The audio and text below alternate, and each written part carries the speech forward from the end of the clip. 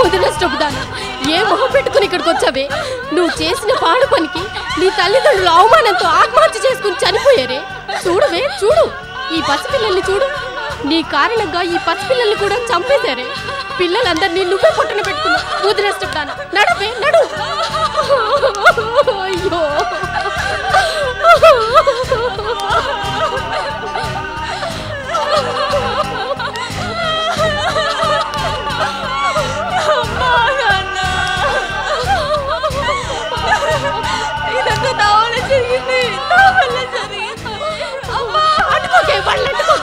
నీ నీడ కూడా వాళ్ళ మీద పడకూడదే. పదవే, పద, వెళ్ళవే, పద, వెళ్ళవే, వెళ్ళు. చూడండి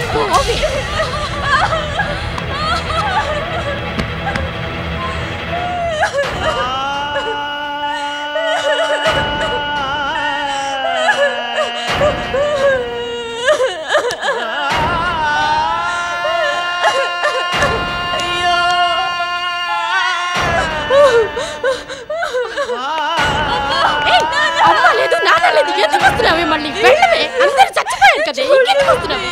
పోవే. నీకెన్నిసార్లు చెప్పాలి? వెళ్ళవే. ఇంకెందుకు వస్తావే? పోవే.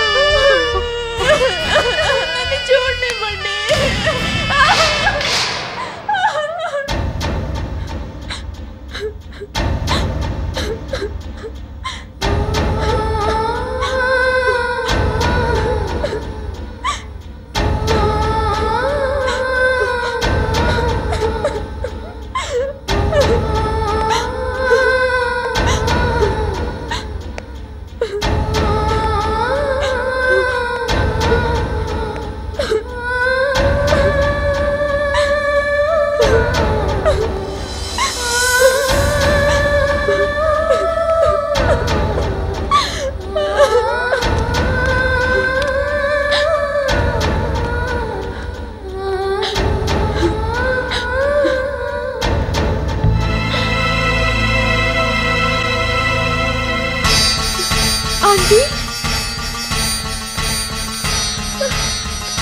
ఆంటీ, అంకుల్, మీ వివేక్ ఇక్కడ చెప్పండి అంకుల్, ప్లీజ్ ఆంటీ, మీ కాలు పట్టుకుని అడుగుతాను. వివేక్కి నాకు పెళ్లి చేయండి. చూడమ్మాయి, నువ్వు వివేక్ కావాలనుకుంటే పెళ్లి చేసుకోండి. మధ్యలో మమ్మల్ని అడగడం దేనికి? అదేంటంటే వివేక్ తల్లిదండ్రులు మీరే కదా. ఆ రోజు మీరే వివేక్ ని నా నుంచి వెయిట్ చేసి తీసుకెళ్లిపోయారు. అందుకే మిమ్మల్ని అడుగుతున్నాను. దయచేసి వివేక్ కి నాకు పెళ్లి చేయండి ప్లీజ్ అంకుల్. చూడమ్మా, ఇక్కడ నీకు నిజం చెప్పాలి. మేం వివేక్ తల్లిదండ్రులం కాదు. ఈవిడ నాకు భార్య కాదు, ఈవిడికి నేను భర్తను కాదు. ఇద్దరం పక్కా నాటకాల వాళ్ళమే.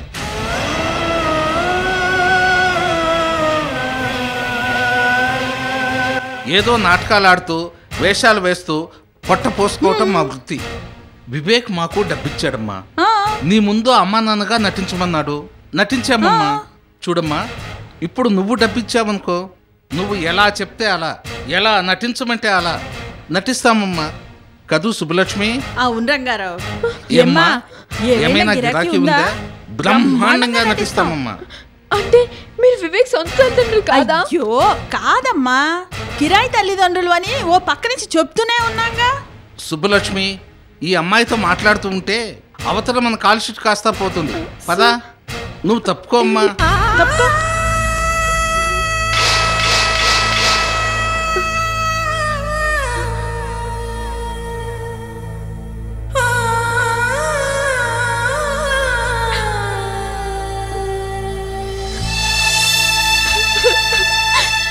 వాళ్ళు వివేక్ తల్లిదండ్రులు కాదన్న నిజం నాకు అప్పుడు తెలిసింది. ఆ సంఘటనతో వివేక్ ఎంత నీచుడో నాకు బాగా అర్థమైంది. ముందు వెనక ఆలోచించకుండా నేను చేసిన తెలివి తక్కువ పనికి నా తల్లిదండ్రుల్ని, నా చెల్లెల్ని, తమ్ముడిని పోగొట్టుకున్నాను. అంతే, నాకు నా జీవితం మీద విరక్తి కలిగింది. నేను బ్రతకడం వ్యర్థం అనిపించింది. చచ్చిపోదామని నిర్ణయించుకున్నాను, కానీ నేను చావలేకపోయాను. ఎందుకంటే అబార్షణ నీకిప్పుడు 4వ నెల. నీకిప్పుడు అబార్షణ చేస్తే నీ ప్రాణానికే ప్రమాదం. డాక్టర్, ఏ పెళ్లి కాలేదా? చదువుకున్న దానివి ఇలా తొందరపడి ఇప్పుడు బాధపడితే ఎలా? జాగ్రత్తగా ఉండమని మీలాంటి అమాయకుల కోసమే ప్రభుత్వం రోజు టీవీల్లోనూ రేడియోల్లోనూ అడ్వర్టైజ్ చేస్తోంది. అయినా అర్థం చేసుకోకపోతే ఎలా? వెళ్ళి నిన్నీ స్థితికి దిగజార్చిన వాణ్ణి వెతికి పట్టుకుని పెళ్లి చేసుకో. ఏ ఇంకా ఆలోచిస్తూ కూర్చున్నావు? వెళ్ళు.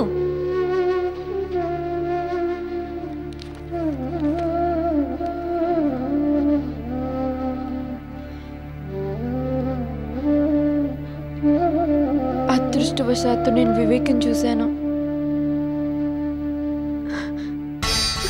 Vivek, Vivek. Hi darling. Hi. Sorry Vivek, డాడీకి తెలియకుండా రావాలి కదా, అందుకే లేట్ ఇట్స్ అయింది. ఓకే.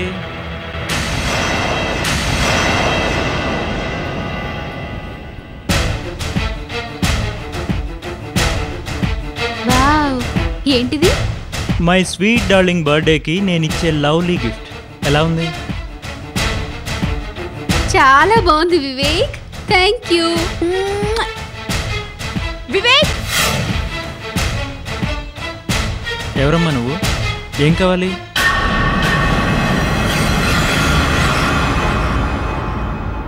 నేనెవరు నీకు తెలీదా? ఇంకా ఎంతమంది అమ్మాయిల జీవితాలతో ఆడుకుంటావు? వివేక్, ఎవరి అమ్మాయి? ఏమో నాకేం తెలుసు, నేను ఇప్పుడే చూస్తున్నాను. అబద్ధం, పచ్చి అబద్ధం. చూడమ్మాయి, వీడి మాయ మాటలు నమ్మి మోసపోవద్దు. వీడు పచ్చి మోసగాడు. ఒకప్పుడు నేను నీలాగే వీడిని నమ్మి మోసపోయిందాన్ని. వివేక్, ఏంటిది? పాపం, ప్రేమించిన వాడెవడో ఈ అమ్మాయిని మోసం చేస్తుంటాడు. దాంతో పిచ్చిదైపోయింది. ఈ పిచ్చిదంతా మనకేంటి పని? రా వెళదాం. ఓకే. వివేక్, నేను నేను పిచ్చిదాన్నా? నిన్ను నమ్మేరా నేను ఈ స్థితికి దిగజారింది? నన్ను పిచ్చిదాన్ని అంటావా? చెప్పరా, చెప్పు. నేనెవరు? అమ్మాయి చెప్పు. ఏయ్ వివేక్, ఏంటిదంతా? పిచ్చి బాగా ముదిరిపోయి ఉంటుంది డార్లింగ్. ఏయ్ పో పో, పోతల పో. వివేక్,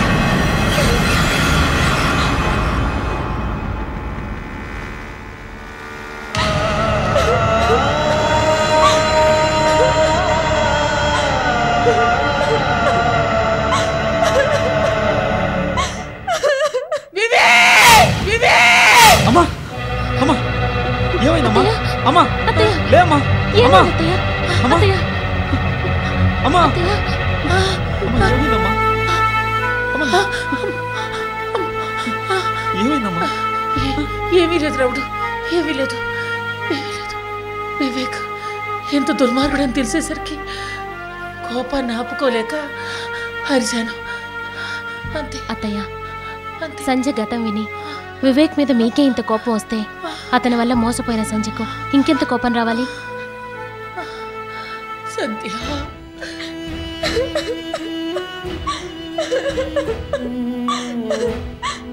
కడుపుతో ఉన్న నేను ఒకరోజు కళ్ళు తిరిగి రోడ్డు మీద పడిపోయాను. గవర్నమెంట్ హాస్పిటల్లో ఈ బిడ్డని కన్నాను. ఈ బిడ్డని చూసి బ్రతుకుదామని ఆశపడ్డాను. కానీ దిక్కులేని నన్ను మగవాళ్ళ ఆకలి చూపులు నన్ను వేటాడుతూనే ఉన్నాయి. శక్తి వంచన లేకుండా పోరాడి పోరాడి ఓడిపోయాను.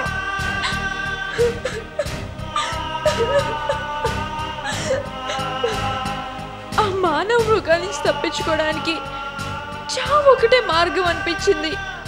నా బిడ్డతో కలిసి చావడానికి సిద్ధపడ్డాను. నన్ను మహాలక్ష్మి కాపాడింది.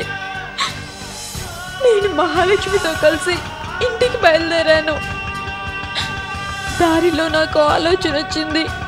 నేను మహాలక్ష్మికి భారం కావడం నాకు నచ్చలేదు.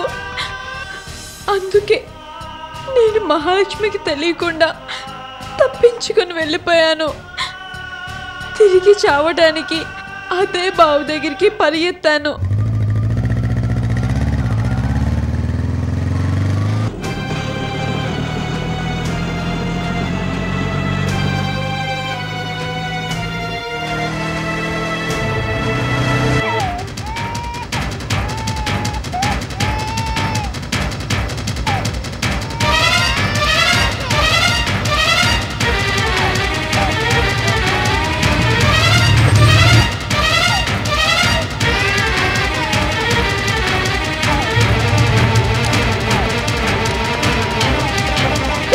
ఏమండి ఆగండి, మిమ్మల్ని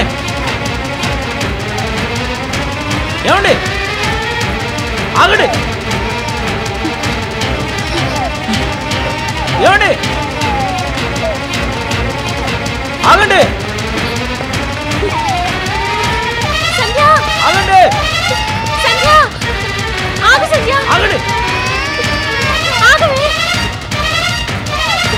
సంధ్య, నా మాట విను. సంధ్య ఆగు సంధ్య.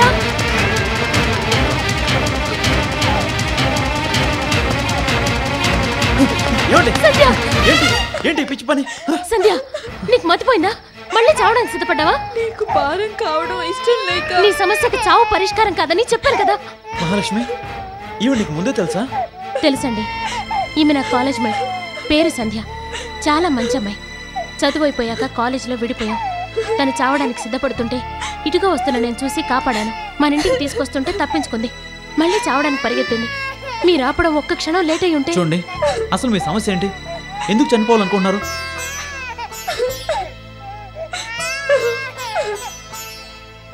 చెప్పండి. పెళ్లి చేసుకుంటానని చెప్పి ఆమెను మోసం చేశాడో మగాడు. ఎవరతను? తెలీదు, తను చెప్పలేదు. మోసాన్ని బయట పెట్టకపోవడం ఆ మోసగాడికి సహాయపడమే అవుతుంది.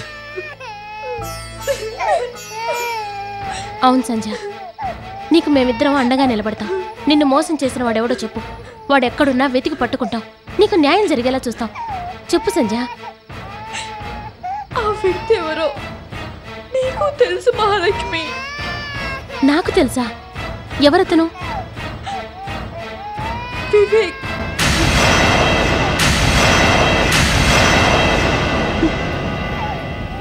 వివేకా?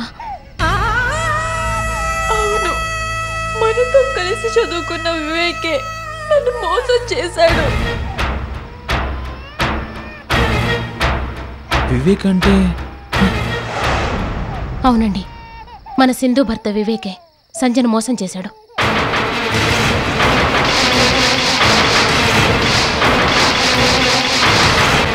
వివేక్ పచ్చి మోసగాడు. అమ్మాయిల జీవితాలతో ఆడుకోవడం అతని హాబీ. అందుకే సింధు పెళ్లి వివేక్తో జరగకూడదని నేను ఎన్నో ప్రయత్నాలు చేశాను. కానీ ఆ రోజు నా మాటలు ఎవ్వరూ నమ్మలేదు. చివరికి పెళ్లి జరిగిపోయాక కూడా చాలా జాగ్రత్తలు చెప్పాను. అపార్థాలతో నన్ను నానా మాటలు అన్నారే కానీ నా తాపత్రయం ఎవరి క్షేమం కోరో గుర్తించలేదు. మీ భార్యగా వచ్చే నేను మీకు వ్యతిరేకంగా ఎందుకు ప్రవర్తిస్తానండి? నా ఆడపడుచు జీవితం బలైపోతుందని తెలిసి నేనెలా ఊరుకోగలను చెప్పండి?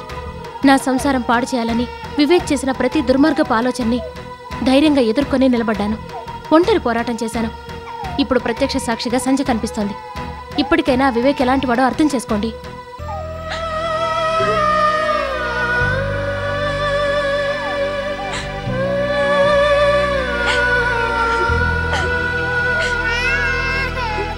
ఈ నిజాన్ని జీర్ణం చేసుకోలేకపోతున్నాను. వివేక్ వివేక్ వివేక్ వివేక్ వివేక్